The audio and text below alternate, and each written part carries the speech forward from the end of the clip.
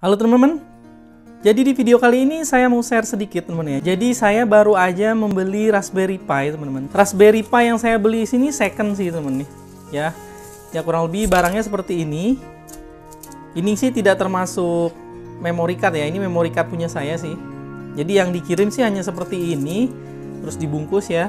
Sebelumnya teman-teman tahu kan kalau misalnya saya ada Raspberry Pi 4, cuma di sini saya ganti casingnya nih jadi lebih keren ya.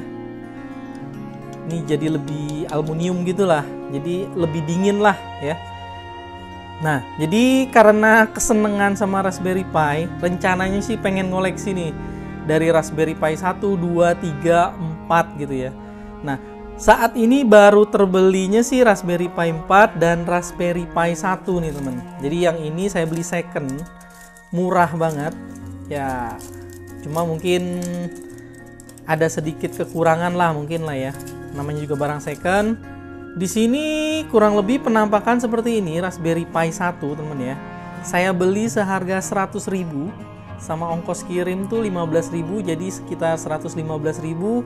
Menurut saya worth it banget lah beli Raspberry Pi yang versi 1 ini ya teman ya.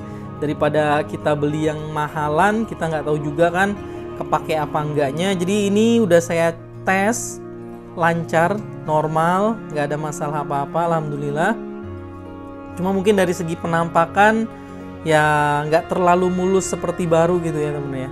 Jadi ada rencana mungkin bulan depan pengen beli yang Raspberry Pi 3 sih ya. Kurang lebih penampakannya seperti ini yang Raspberry Pi. Di sini tertulis Raspberry Pi 2011. Kurang lebih seperti ini penampakannya. Untuk tampak belakangnya seperti ini. Di sini masih menggunakan MMC teman-teman ya. Jadi ini MMC-nya, di sini udah saya installin juga dengan Raspberry OS-nya ya. Jadi yang asli dari Raspberry-nya udah saya download, terus sudah saya flash juga ke MMC ini, tinggal pakai. Udah saya coba juga kemarin, udah berhasil, lancar ya teman-teman ya. Nah, ya penampakannya seperti ini. Nah, kebetulan nggak bisa dibandingin sama ini karena memang ini udah dibaut gitu ya, nggak seperti yang casing saya yang lama bisa dibuka. Cuma kalau ini sih nggak bisa dibuka nih ya, kita harus pakai baut lah gitu ya. Oke, ini Raspberry Pi 4 saya. Nah, untuk pemasangannya sendiri sebenarnya lebih simple sih ya, karena dia menggunakan casan HP. Saya di sini menggunakan casan HP ini dari Vention ya.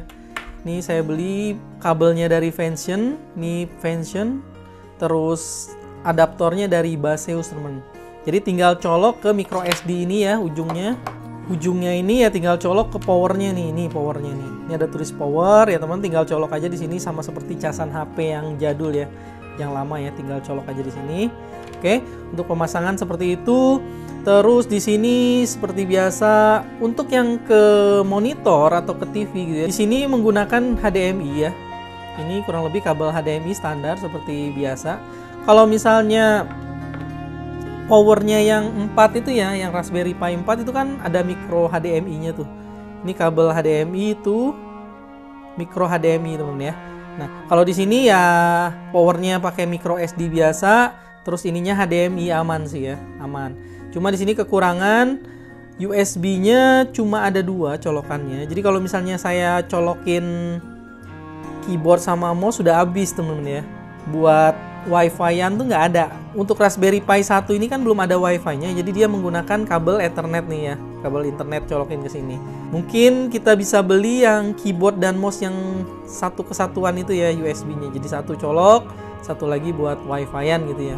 Atau teman-teman bisa menggunakan USB hub yang seperti ini ya. Ini saya punya dari Orico ya. Ada 4 nih colokan USB-nya. Teman-teman bisa menggunakan ini juga. Sebenarnya banyak alternatif sih ya untuk mengakali semua ini ya teman-teman ya. Ya pinter-pinter kita aja sih. Ya kurang lebih sih begini ya. Pemasangannya kalau misalnya teman-teman pasang hanya seperti itu aja, ini buat powernya pakai micro SD. Di sini buat ke grafiknya, ke monitor atau ke TV itu pakai HDMI ya. Kalau misalnya dari HDMI ke monitor ada convert lagi. Kalau misalnya monitor-monitor yang baru sekarang sih udah HDMI semua.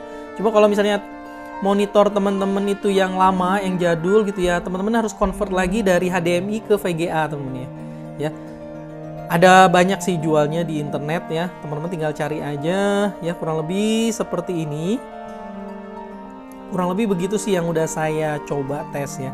Ya mungkin insya Allah kalau misalnya ada rejeki, saya ada pengen beli Raspberry Pi 3 sih bulan depan ya kalau ada rejeki. Karena memang rencana saya sih saya pengen ngoleksi itu semua Raspberry Pi, mulai dari Raspberry Pi 1, Pi Zero gitu ya, Raspberry Pi 2, 3, dan 4 gitu ya. Saya kepincut banget sih dengan Raspberry Pi ini. Jadi ini ada rencana nih saya pengen nyobain dengan apa namanya, CCTV, kamera CCTV gitu ya. Nanti bakalan saya coba pakai yang webcam dulu, colok ke sini, nanti saya coba pasang di mana gitu ya. Atau misalnya kita bisa beli kameranya sih ya. Jadi kameranya tuh harganya sekitar 50 sampai 100 ribuan sih ya, colokan kamera nanti ada tersendiri lah khusus. Nanti bakalan saya coba pakai webcam dulu, kalau berhasil mungkin saya bakalan beli yang kamera yang buat di sini nih teman-teman ya. Oke, kurang lebih sih begini aja video saya kali ini teman-teman ya. Jangan lupa untuk like jika suka, komen juga, dan subscribe pastinya. Oke, terima kasih. Bye.